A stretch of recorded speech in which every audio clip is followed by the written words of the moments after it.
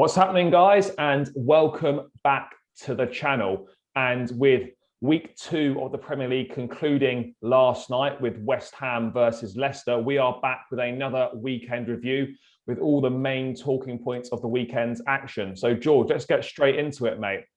Saturday lunchtime, the action kicked off. Liverpool getting us underway against Burnley at Anfield. Obviously, the first time that Anfield has had full fans in there for a long time. And Liverpool got themselves a 2-0 win with goals from Diego Jota and Sadio Mane. But for a long time, George, it wasn't plain sailing, and Burnley did make it difficult for them. What have you made of Liverpool's start to the season? Obviously, 2 wins, no goals conceded, but obviously playing the likes of Norwich, then Burnley, they will face tougher tests. But what are your thoughts of them so far? You could be a little bit critical and say that they are struggling. They're certainly not playing the football that is lighting up the world, but they're finding their feet like all the other teams. And really, the priority at the start of the season is just to get the results, isn't it? I think initially when I saw them play, which I watched some of it on BT, I wasn't that convinced. I thought they found it difficult to break Burnley down. I thought the play was too slow and kind of unlike what we're used to seeing from Liverpool. But we forget that, Van Dijk's still coming back into the fold. Players are still coming back.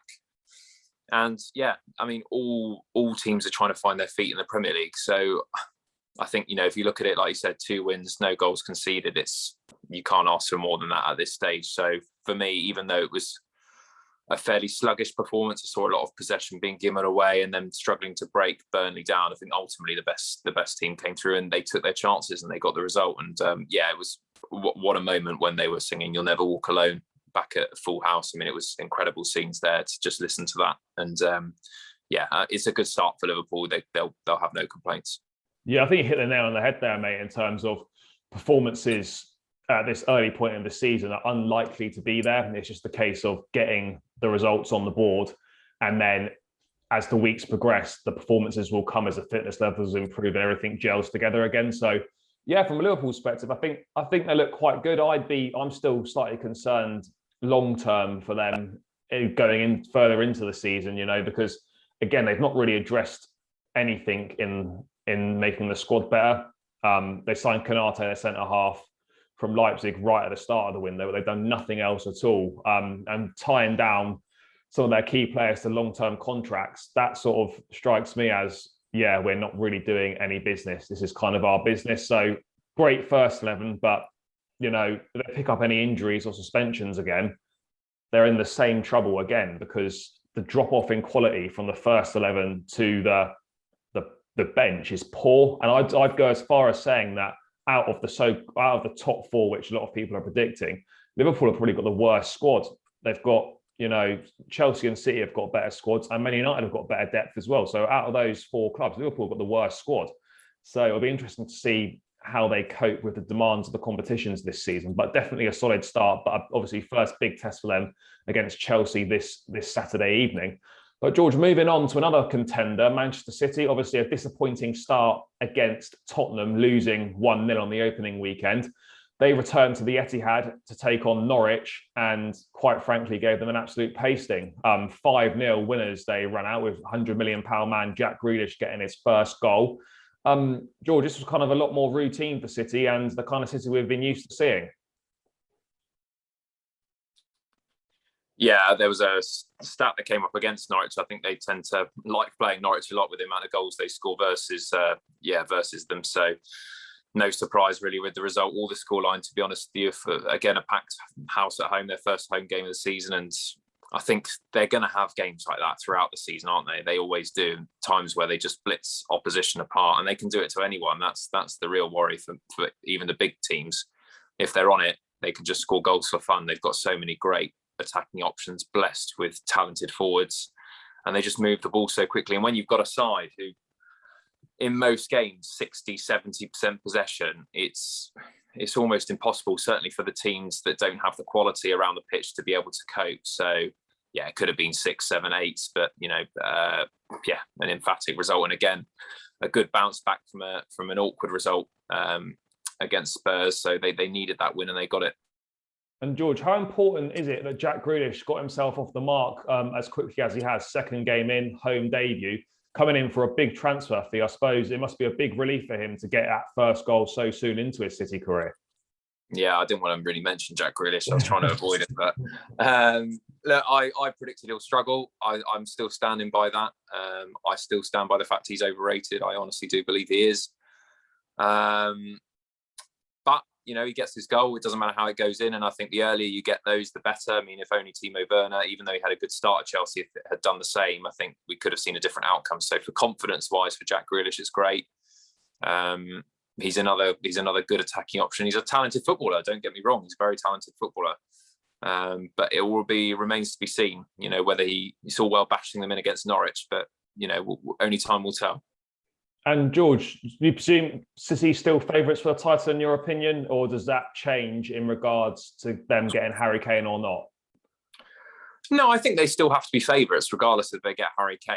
I think if they manage to get Harry Kane, then it's almost the title is theirs, unless an absolute disaster. But history says that it's not often the team that wins the title defends it. That's been a common trend for the last 10, 15 years. So you have to give them the favourites based on the squad depth that they've got. But I do believe, I predicted Chelsea in my prediction for Chelsea to win the title. I think we're close, and I think there will be a much closer gap this year. I don't think it's going to be as plain sailing for City this season. And George, just a very brief word on Norwich. Obviously, a tough start to life in the Premier League for them, with Liverpool and Manchester City their first two games. It'll probably get a little bit easier for them now, but it's going to be a tough season for them regardless, isn't it? Yeah, I mean, they can't look too much into those two games. I don't think they're anything. If they got any points out of that's a bonus. Their season starts now, getting those two games out of the way.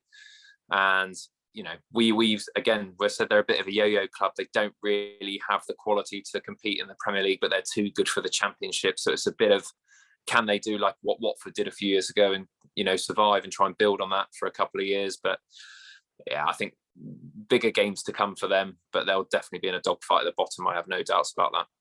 And moving into the Sunday action, George, things kicked off with Southampton versus Man United at St Mary's. And that finished in a 1-1 draw. Obviously, Man United extending their unbeaten Premier League away record. But George, not a great performance from them. Again, Jadon Sancho on the bench. I think this proved that Anthony Martial is not good enough to play for Manchester United. But Mason Greenwood, someone who we both tipped to have a breakthrough season this year, coming up with another goal. George, I think this lack of consistency is going to be a problem for United. We've seen it last season. Like 1 week they'll be amazing, the next week they'll turn in as a poor performance. That could be quite costly. Yeah, I spoke to a few United fans yesterday at football, after the match, and they're all quite positive still. But I'm, as much as I say, teams are finding their feet, I think, you look at the amount of money they've spent. And I just thought the team selection was wrong. Not playing Greenwood down the middle. They still went with Martial, who I think everyone agrees, including United fans, that he's just not up to it. So why he's still featuring, I don't know. Then they're complaining about the foul. Okay, it's 50-50, that challenge, but I still think, he's being a bit soft there. He needs to get up.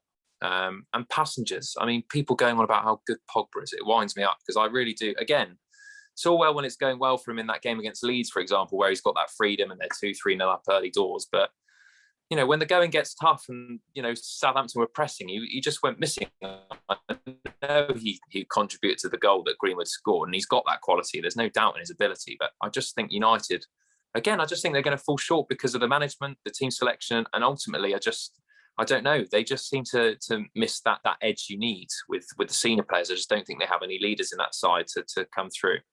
Yeah, I'd agree with the vast majority of that. I do think that Solskjaer's team selection is really odd.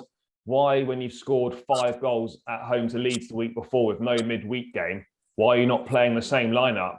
Anthony Martial is obviously not good enough. Why are you persisting with him? You've got a really talented lad in Mason Greenwood. Play him down the middle. You spent a lot of money to sign Jadon Sancho. And Thomas Tuchel made a good point when asked if Lukaku would start against Arsenal. It's like, we signed him to play, not to sit on the bench. Why are Man United putting Jadon Sancho on the bench? He barely featured in the Euros at all. He should be in that starting lineup. So I just don't get that. I don't get why Rafael Varane's not playing either. So there's a lot of questions to be answered there. But Don't get me wrong, they're a talented bunch of players, but I just think they're a holding midfielder short and a centre forward short, and most importantly, a decent manager. And just on that, mate, as well, like, you talk about senior players. I mean, look at Maguire. I mean, so much money, and he had an absolute shocker that day. And he's supposed to be someone who's supposed to be leading that team. So when he's making mistakes and, not playing to what he should be, I mean, think about the rest of the team. And I think that's the problem right there. And Sunday's action concluded, George, with a Chelsea winning 2-0 against Arsenal, with Lukaku starring on his second debut for the club. We've obviously gone into the Chelsea side of things in a lot of detail in our match review, which you can check out on the channel, guys. So please do, if you haven't already. But George, from an Arsenal perspective, I know they're not expecting to get anything from this game, but they're the biggest spenders in this transfer window. £129 million has been spent so far.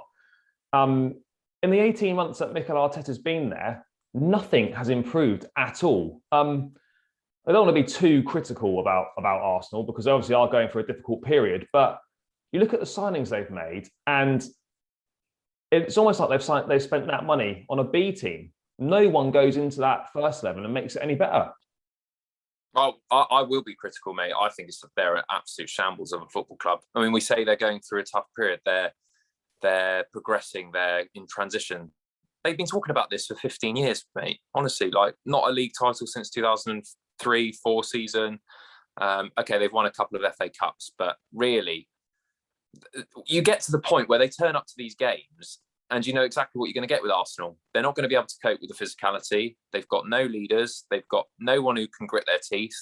They haven't got ability in the squad. They've got, okay, I would probably take Saka. Tyranny's decent for them.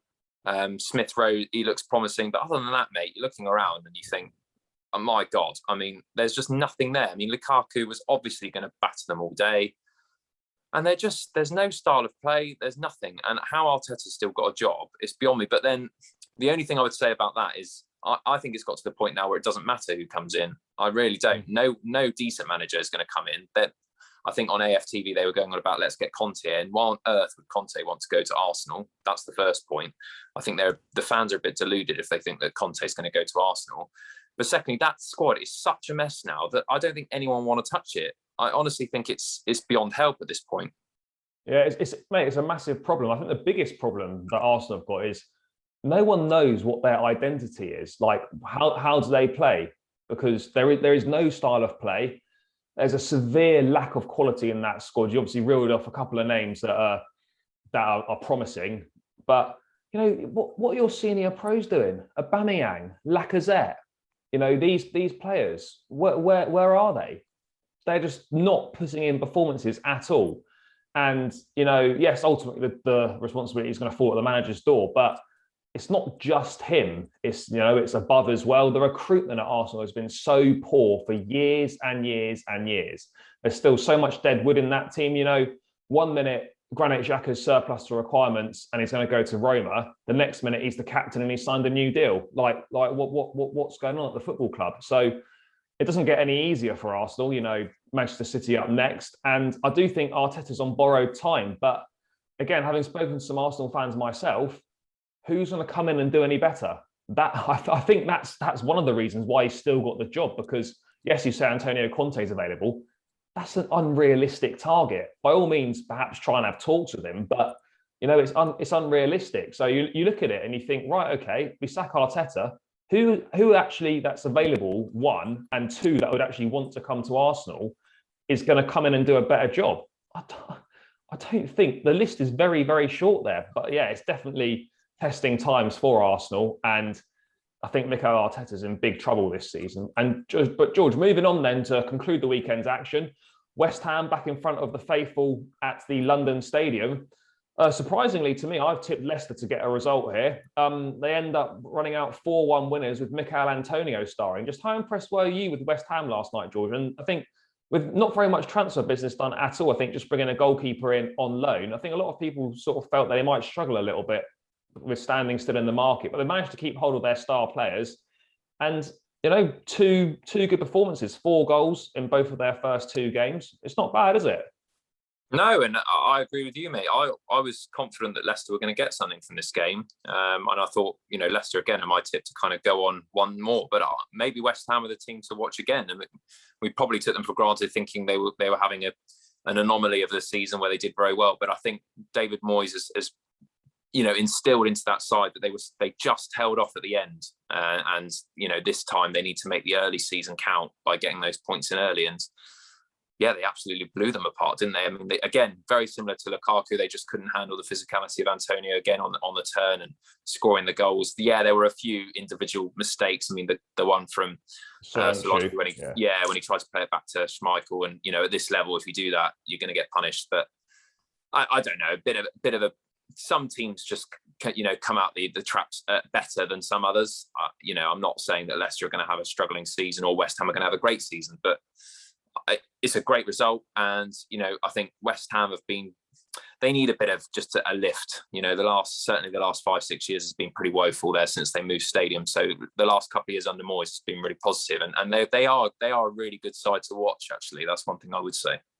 Yeah, I agree with that. I do still think, though, that obviously with the demands of Europa League football coming up for them as well, playing Thursday, Sunday, they need to get a few more bodies in. I know they're in talks with Chelsea over Kurt Zuma. I think a fee has been agreed, but they're still trying to thrash out personal terms.